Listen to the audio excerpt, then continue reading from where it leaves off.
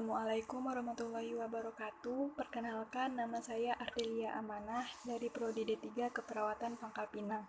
Di sini saya akan menjelaskan materi tentang sejarah keperawatan. Yang pertama ada definisi sejarah dan perkembangan keperawatan. Sejarah keperawatan adalah suatu peristiwa atau kejadian yang berhubungan masalah keperawatan, baik secara langsung maupun tidak langsung. Berbagai faktor yang mempengaruhi perkembangan perawatan pada zaman dahulu, diantaranya peran dan sikap masyarakat, perang, dan pemimpin dalam keperawatan. Yang kedua ada definisi keperawatan. Keperawatan sendiri merupakan bagian integral dari layanan kesehatan yang didasarkan pada ilmu dan kiat keperawatan. Layanan ini berbentuk bio, psiko, sosio, spiritual, komprehensif yang ditujukan bagi individu, keluarga, kelompok, dan masyarakat baik sehat maupun sakit yang mencakup seluruh proses kehidupan masyarakat. Keperawatan sendiri mempunyai fungsi yang unik, yaitu membantu individu baik sehat maupun sakit yang ditampilkan dengan melakukan kegiatan yang berkaitan dengan kesehatan, penyembuhan penyakit, bahkan membantu klien mendapat kematian yang damai. Hal ini dilakukan untuk membantu klien mendapatkan kembali kemandiriannya secepat mungkin. Berdasarkan keputusan Menteri Kesehatan RI nomor 647/Menkes/SK/4 Romawi -2000 tentang registrasi dan praktik keperawatan yang kemudian diperbaharui dengan Kepmenkes RI nomor 1239 SK/11 Romawi -2001 dijelaskan bahwa perawat adalah orang yang telah lulus dari pendidikan perawat baik di dalam maupun di luar negeri sesuai ketentuan peraturan perundang-undangan yang berlaku. Selanjutnya ada sejarah dan perkembangan keperawatan di dunia. Perkembangan keperawatan di benua Asia, khususnya di Timur Tengah, di negara Arab, perkembangan keperawatan mulai maju dan berkembang sekitar abad 7 seiring dengan lahir dan agama Islam di tengah-tengah bangsa Arab. Perkembangan dan penyebaran agama Islam diikuti dengan perkembangan ilmu pengetahuan seperti ilmu pasti, kimia, kesehatan, dan obat-obatan. Bahkan dalam kitab agama Islam sendiri, yaitu Al-Quran, tertulis pentingnya menjaga kebersihan diri, makanan, dan lingkungan sekitar tempat tinggal. Pada masa ini muncul tokoh Islam dalam keperawatan yang dikenal dengan nama Rufaidah. Perkembangan perawatan dan pengobatan di negara Cina atau Tiongkok. Bangsa Tiongkok telah mengenal penyakit kelamin diantaranya gonorrhea dan sipilis. Beberapa orang yang terkenal dalam ketabiban seperti Sheng Lung dikenal sebagai bapak pengobatan, yang ahli penyakit dalam dan telah menggunakan obat-obatan dari tumbuhan dan mineral. Semboyannya yang terkenal adalah lihat, dengar, tanya, dan rasa. Chang Chungqing telah mengerjakan lavement dengan menggunakan bambu. Sedangkan perkembangan keperawatan di benua Eropa mempunyai peran besar dalam perubahan sejarah perkembangan keperawatan. Salah satunya muncul tokoh Florence Nightingale dalam keperawatan rupanya berpengaruh besar pada perkembangan keperawatan di Eropa, khususnya di negara Inggris. Berkat kerja keras, perjuangan, perhatian, dan dedikasinya yang luar biasa di bidang keperawatan dan keinginan untuk memajukan keperawatan, khususnya terhadap para korban perang, beliau dianugerahi gelar dengan sebutan Lady with the Lamb oleh para tentara korban perang. Kemudian, pada akhirnya di negara Inggris terjadi kemajuan yang pesat dalam bidang perawatan. Di antaranya adalah pembangunan sekolah perawat dan pendirian Perhimpunan Perawat Nasional Inggris oleh Renwick pada tahun 1887.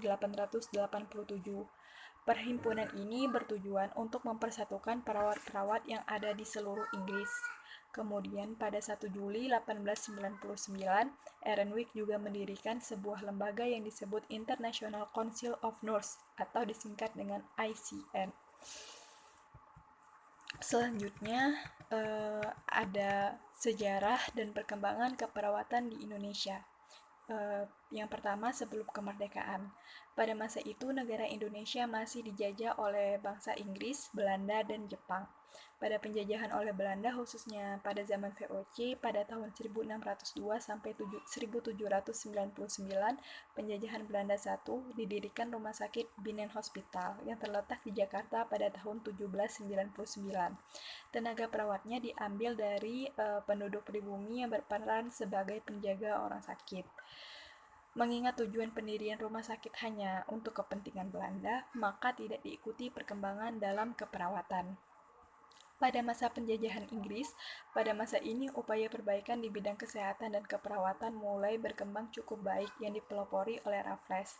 Mereka memperhatikan kesehatan rakyat dengan moto kesehatan adalah milik manusia, dan pada saat itu pula telah diadakan berbagai usaha dalam memelihara kesehatan, di antaranya usaha pengadaan pencecaran secara umum, membenahi cara perawatan pasien dengan gangguan jiwa, dan memperhatikan kesehatan para tawanan. Selanjutnya, pada masa penjajahan Belanda II, beberapa rumah sakit dibangun khususnya di Jakarta, yaitu pada tahun 1819 didirikan Rumah Sakit Staatsverband. Kemudian pada tahun 1919 rumah sakit tersebut pindah ke Salemba dan dikenal dengan RSCM. Pada tahun 1942 sampai 1945 terjadi kekalahan tentara sekutu dan kedatangan tentara Jepang. Pada peristiwa ini justru keperawatan mengalami kemunduran yang sangat drastis. Selanjutnya setelah kemerdekaan pada tahun 1949 telah banyak rumah sakit yang didirikan serta balai pengobatan, dan dalam rangka memenuhi kebutuhan tenaga kesehatan, pada tahun 1962 telah dibuka pendidikan keperawatan setara dengan diploma, dan tahun kemudian didirikan juga pendidikan keperawatan setingkat S1 di berbagai universitas di Indonesia seperti di Bandung, Yogyakarta, Surabaya, dan kota-kota besar lainnya. Tren keperawatan masa lalu.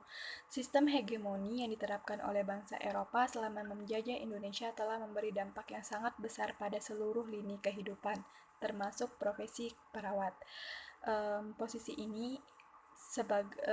ini Indonesia sebagai negara yang terjajah atau subaltern menyebabkan kita selalu berada pada kondisi yang tertekan, lemah, dan tidak berdaya. Sesuai dengan konsep hegemoni, posisi perawat di sini adalah sebagai subaltern yang terus-menerus berada dalam cengkeraman kekuasaan dokter Belanda atau penjajah. Akibatnya muncul stigma di masyarakat yang menyebut perawat sebagai pembantu dokter. Karena stigma tersebut, peran dan posisi perawat di masyarakat semakin termarginalkan. Perawat tidak diakui sebagai suatu profesi, melainkan pekerjaan di bidang kesehatan yang aktivitasnya bukan didasarkan atas ilmu, tetapi atas perintah atau instruksi dokter, sebuah rutinitas belaka. Akibatnya, perawat terbiasa bekerja layaknya seorang dokter, padahal lingkup kewenangan kedua profesi ini berbeda. Sekian dari saya, wassalamualaikum warahmatullahi wabarakatuh.